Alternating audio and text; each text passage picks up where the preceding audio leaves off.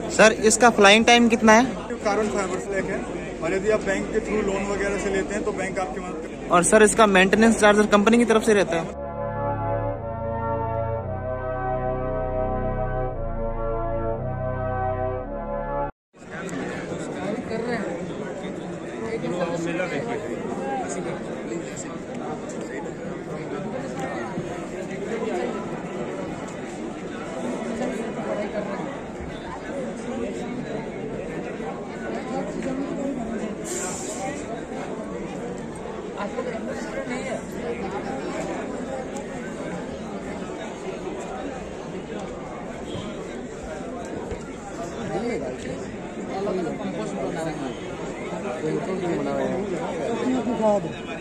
जितने पत्ती road side में जितने ट्री होते हैं उनका जो पत्ती होता है वो सारे पत्ती का खाद है।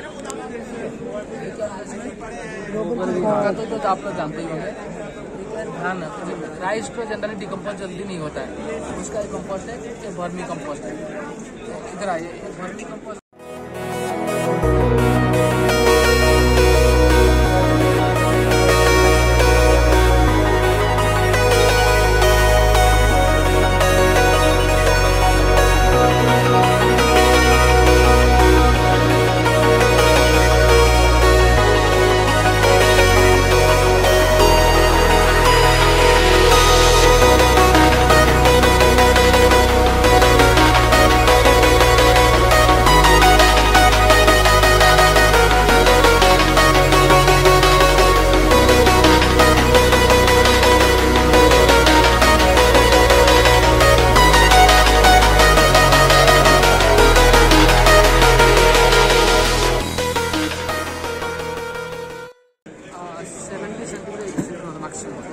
ज़्यादा डेप्थ होता है तो जो एसिना पोर्टेड है ना सरफेस मतलब ऊपर ही रहता है। बहुत ज़्यादा गहरा हुआ फिट बन जाएगा तो नीचे तरफ नहीं जाएगा, तो ऊपर रहना पसंद करता है। जनरली इसलिए 70 फीट से मोड़ करके 2.5 फीट गहरा को बना जाता है। और चौड़ाई भी ऐसा 2.5 से 3 फीट होता है। लंबाई अपने साथ जितना मटेरियल है उतना लंबा कर सकते हैं। सर बता रहे हैं ना जो एपीजी कैटेगरी का है, ये एपीजी मतलब जो ऊपर रहता है ना वो वाला। और दूसरा जैसे मैंने बोला आपका जो वर्मी कंपोस्ट पीट होगा इसमें जो मटेरियल भरेंगे एक ही दिन भरा होना चाहिए।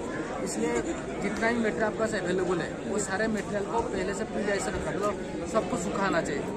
इसमें कोई भी क्रॉप का अवशेष रहेगा, घास भी रहेगा, कुछ भी रहेगा, पहले से सुखाना चाहिए और चॉप कर छोटे पीस बनाना चाहिए, इसलिए लंबे लंबे होना चाहिए। ठीक है। और जब इसको पीठ में डालेंगे, पीठ में डाले इधर जो काउडंग का स्लरी से मिक्स करके डाल भी सकते हैं, नहीं तो अलग अलग डाल भी डाल सकते हैं। जैसे यहाँ पे भूसा एक लेयर है, उसका गोबर एक लेयर है, ऐसे भी कर सकते हैं। लेकिन गोबर वहाँ होना ही होना चाहिए। आपके गोबर से रेडीली गोबर भी जो इस्तेमाल होगा उससे स्पीड बनेगा। कम से कम 8 से 10 दिन पुराने गोबर होना चाहिए। 8 से 10 दिन इसलिए होता है 2 कारण से होता है। एक जो गोबर धीरे सड़ता है टेम्परेचर एक्जोथर्मिक होता है, टेम्परेचर पैदा करता है, टेम्परेचर हानिकारक होता है आपका। दूसरा कारण है थोड़ा फ्री डाइजेशन होगा तो उसको रेडीली खाना मिल जाएगा। क्योंकि ये जो केचुआ है जहाँ एसिना पोर्टेड है वो मेहनती नहीं है, वो ज़्यादा ढूंढता नहीं, उसको रेडीली उसका आसपास और कुछ स्पेसिफिक क्वेश्चन से पूछ के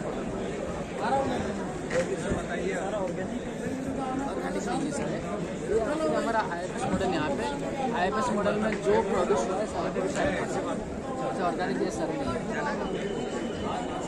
और कुछ ऑर्गेनिक वाले पूछना चाहते हैं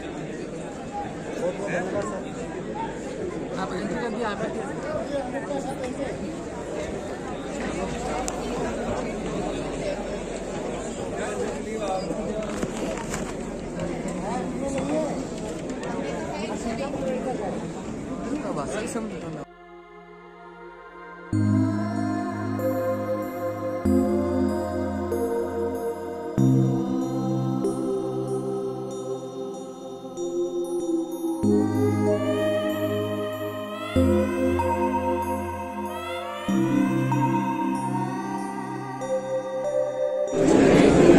जैसे इसमें थर्मामीटर होते हैं मैक्सिमम मिनिमम ट्राइवल और वेट वाला। मैक्सिमम मिनिमम को तो आप नोट कर सकते हैं। ट्राइवल और वेट वाल को जब हम कैलकुलेशन करेंगे तो उसमें ह्यूमिडिटी गर्मी बोलती है कितनी होती है, आर्द्रता कितनी है।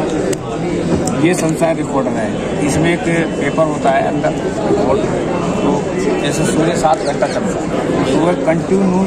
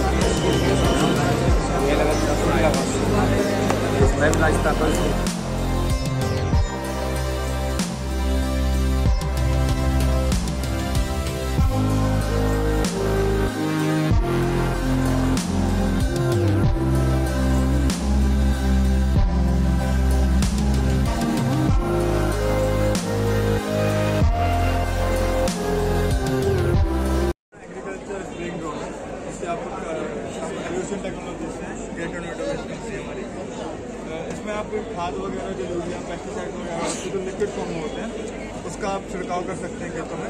इसमें फ़ायदा क्या होता है आपको कि आप केवल 1 एकड़ का जो आपका क्षेत्र होता है, जैसे आप मैनुअली करते हैं तो आपको 100 लीटर 200 लीटर पानी की जरूरत पड़ती है। आप इससे करते हैं तो आपको केवल 10 लीटर पानी में 1 एकड़ एरिया 5 से 7 मिनट में कवर करते हैं। इसमें मतलब पानी का ही बचत होता है, इसके साथ साथ समय का ही बचत होता है।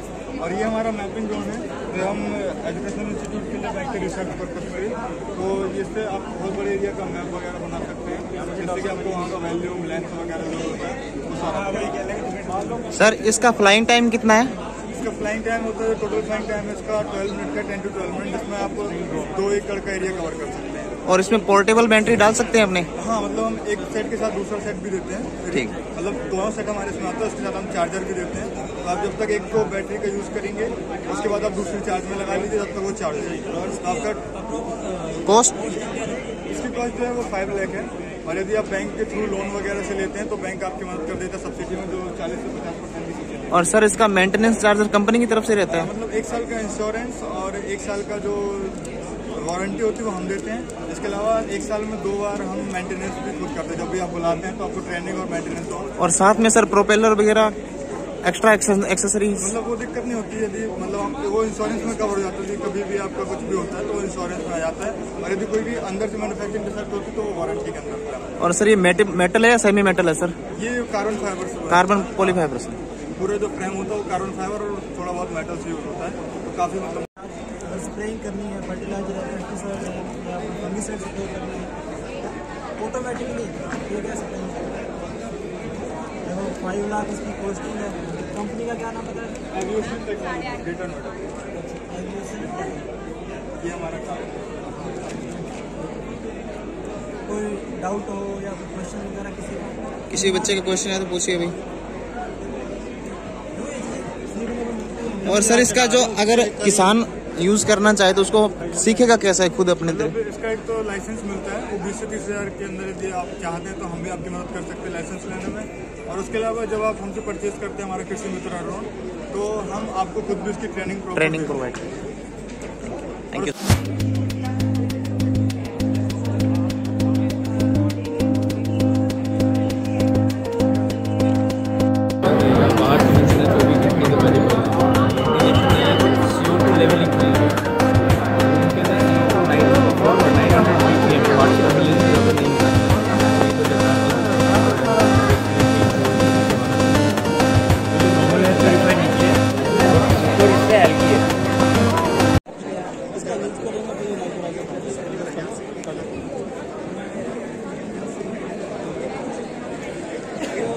डीकम्पोजर है, ये जो सब्सटेंस होते हैं, वेस्ट मटेरियल होता है, उसको इजीली क्या करते हैं, डीकम्पोज करते हैं।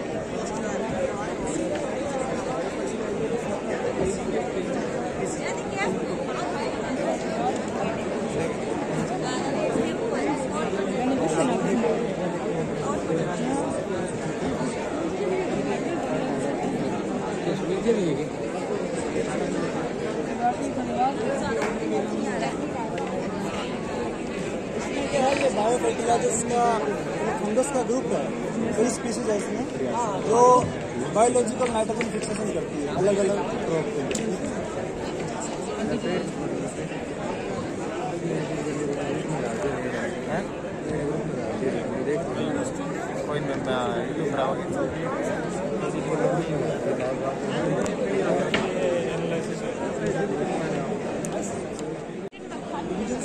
डिपार्टमेंट से, और यहाँ पे क्या है, जो माइक्रो ऑर्गेनिजम्स है जो बायो फर्टिलाइजर के रूप में काम आते हैं, उनका कल्चर करके ये क्या किसानों को प्रोवाइड करवा सकते हैं।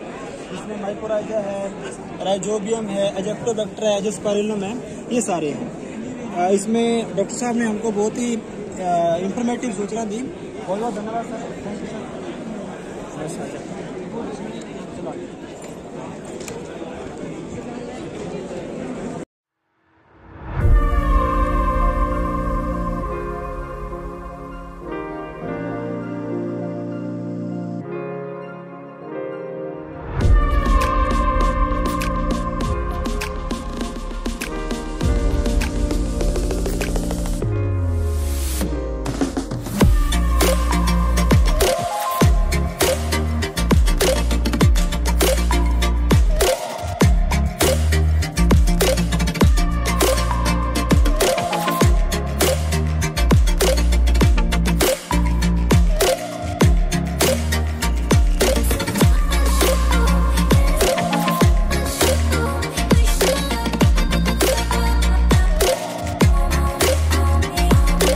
आज हम IRI पहुंचे हैं।